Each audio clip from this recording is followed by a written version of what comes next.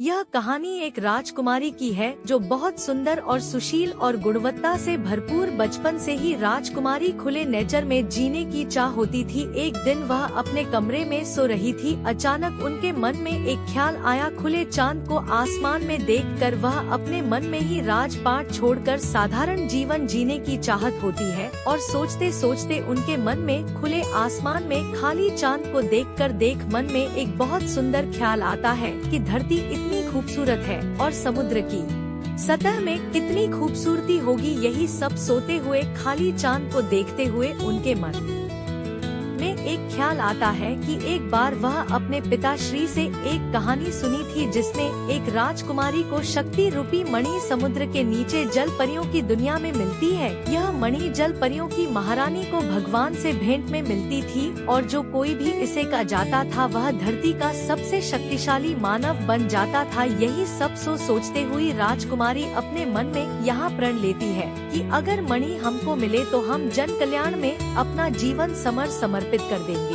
तभी उनके मन में एक गुरुदेव ने यह बात बताई कि आज भी वह मणि समुद्र के सतह के नीचे जल परियों की दुनिया में एक संदूक में बंद है और वहां तक पहुंचाने के लिए खास नक्शा मैं आपको बताता हूँ।